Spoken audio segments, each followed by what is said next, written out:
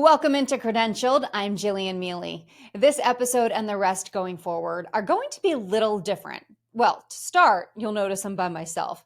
Have you seen Justine's announcement on social media? Yes, she is expecting her first baby with her husband, Steve, and I could not be happier for them. She is a dear friend, and they are a wonderful couple, and I am just over the moon with their news. In addition to their little addition, she has a new job. And because of all these exciting changes, she had to step away from the podcast due to time constraints. But you can still keep in touch with her on social media. She is still around. She just can't do this all the time. So I know it may not seem like it, but a podcast is a ton of work. In fact, way more work than we anticipated before we started this journey with you. So we took a little break and we had to figure out the plan. I decided I wanted to continue on. So here we are. With that said, it'll be a little different. I'm going to do some episodes solo. I'll have guests on for some. Some will be brief, like this one. Others will be more in depth. I just really want to connect with you. I want to inspire, motivate, challenge, and learn together. I will be speaking from experience about the things that I've gone through and continue to go through. I'm an entrepreneur now, which is still kind of crazy to say. I have taken that leap of faith into the giant pool of the unknown, and like other entrepreneurs out there, every day I have to fight. Every day I am challenged.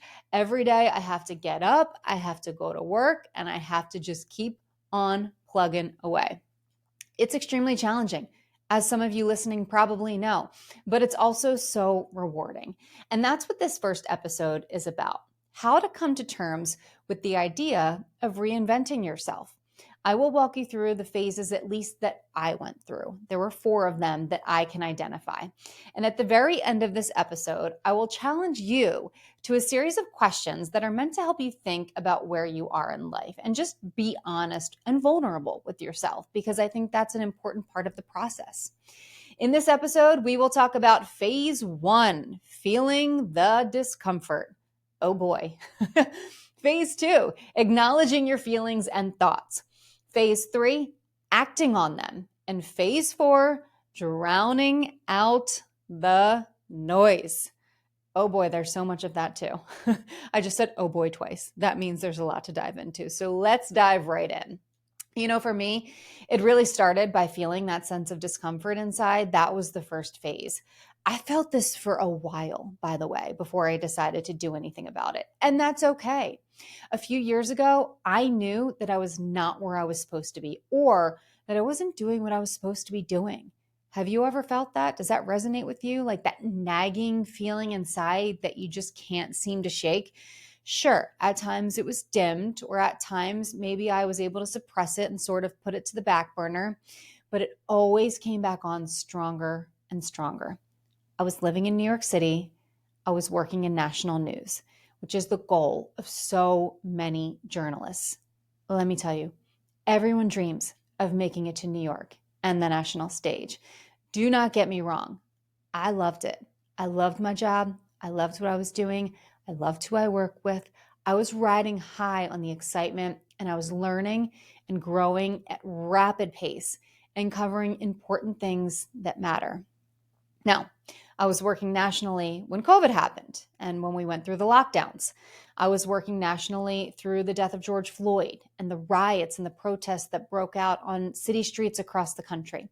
In fact, 2 quick experiences for you here. I was in a car in Manhattan on my way to work one overnight. And when I say overnight, this was probably around 12:30. No, this was probably around 1 o'clock in the morning.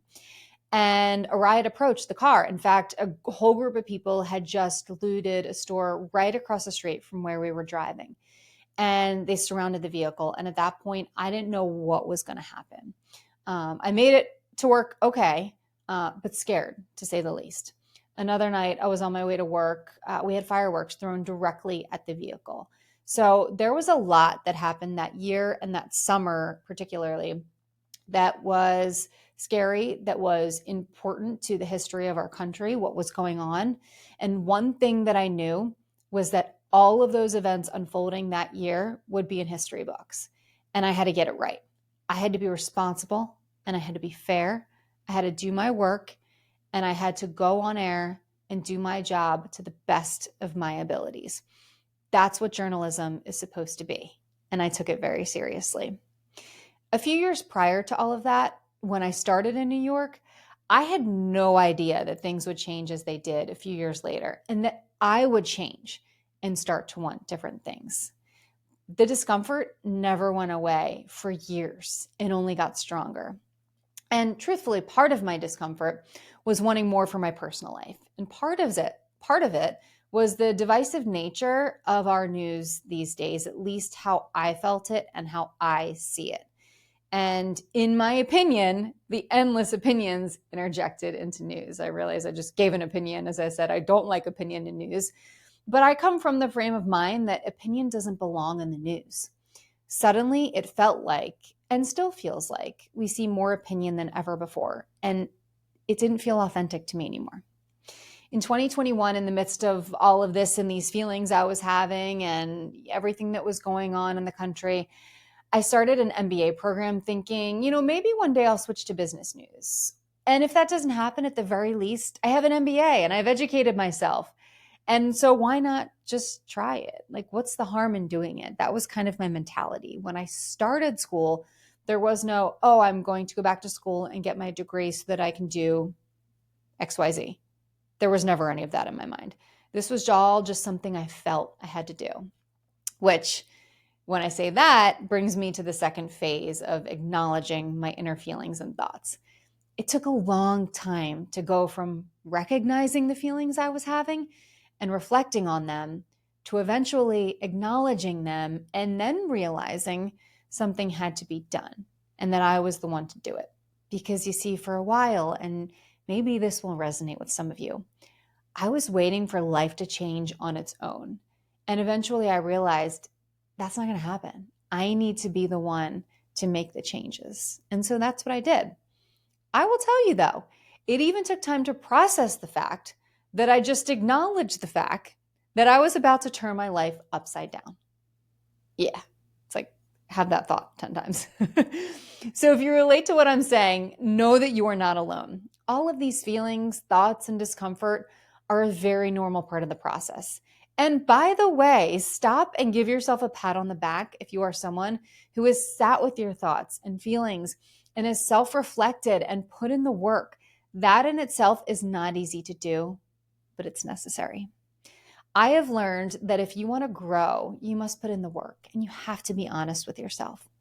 The hardest part to me is the third phase, which was acting on it. At the moment, at least for me, you never really have clarity on whether or not you're making the right decision. I know I didn't. I just had to trust that I've thought through things and I'm prepared to handle whatever comes my way. The leap of faith, it's challenging, but it can be easy when you know it's right. And that's the point I got to. It's nerve-wracking, but also exhilarating. I've never felt more empowered in my entire life than the day I walked out of a newsroom for the last time. The one thing I will say, though, is that you have to be prepared for failure. Things won't go exactly as you planned, and that's okay. Sometimes they're even better than you planned, and sometimes they're not. Speaking from experience. But you have to have the confidence that you can get through anything that is thrown your way. In the next episode, I will talk about my experience and what it's been like starting from scratch. And I'll tell you, there were many ups and downs. There continue to be many ups and downs. And I'm sure the rest of my entrepreneurial journey will have ups and downs. But I'll also tell you this from personal experience. Everyone and their mother has opinions on changes people make in their life. That goes for me, that goes for you. People don't have enough going on in their life. They have to worry about everyone else's decisions and moves. Okay, I get it. But I was blown away at the opinions that came my way when I announced I was leaving national television to come back home to Philly. It's like people could not fathom. They could not understand it. Some people still don't understand it. And that's okay. People think it is their business to tell you how you should handle your business. You can either let it get to you or choose to ignore it. And with that came the fourth phase, which is being confident enough to drown out the noise. Take it from me, you have to. You look to the left, you look to the right, you look straight ahead. In every direction, there is noise. It is all around us and can be difficult to escape. The bottom line, the only opinion that matters is yours. The only one who needs to be comfortable with your decision is you. You are the only person you need to answer to. You do not have to fit into some mold or be what people think you should be. You only have to be exactly who you want to be. I learned a long time ago to drown out the noise. When I was in the news, and even to this day, people use social media to tell you their opinions on literally everything. What you're doing with your life, how you did your hair or makeup that day, your selection of clothes or shoes. Anything and everything is commented on, and you learn to let it pass you by without it stopping to interrupt you. That is the key. I had to do the same when it came to reinventing myself. I knew what was best for me, and I believed in myself enough to make it happen. I didn't need the approval of others, neither do you. But approval and support are different. While I didn't need anyone's approval, I did need support. And I still do. I needed it and continue to need it from my family and my closest friends. I knew that if things went sideways, there were people I could lean on for advice and guidance. The bottom line, though, however you want to reinvent yourself is up to you.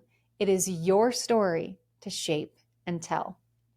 Throughout this journey, these few years, this journey that I went on, I wrote a lot about the thoughts and the feelings I was having, what I thought they meant, and what I thought perhaps I would do about them. It helped to get those things out of my head. It sort of felt like I was releasing those thoughts and maybe in some cases even manifesting the things that would come to fruition. So, with all that said, I have a few questions for you. And maybe you can spend some time with your own thoughts. The first is, if you are feeling a sense of discomfort, do you know why? I knew why, but it took a while to come to terms with it and acknowledge it. I encourage you to write down what you're feeling and really spend some time reflecting on it. The next question is, what would it take to alleviate the discomfort? If you don't know yet, that is okay. It took time for me to figure it out. But beyond that, if you were to act on something, what would it be? Do you have a plan? If not, I encourage you to spend some time thinking about that. What are your goals? What would it take to accomplish them? What would your timeline look like? This will be a whole other episode, but I did a lot on the fly my first year as an entrepreneur. And while I've loved the learning curve, there are things I could have done better if I had prepared myself a little more. I will share those with you as time goes on. For now, I will wrap up this episode with a final thought. I was always someone who sat back comfortably and listened to other people talk about the risks they took in life and how they led to amazing places. I decided I wanted to be one of those people. I didn't want life to pass me by without shaking things up a bit and trying to be a force for good. I had a huge platform in journalism, but I was telling other people's stories. Now I want to have a voice that can hopefully motivate and inspire you as we walk through this journey together. So thank you for listening to this first episode of Credentialed Jillian Solo. I know this one was brief. I wanted to get out some initial thoughts and sort of tell you where this is going. I hope to see you next time.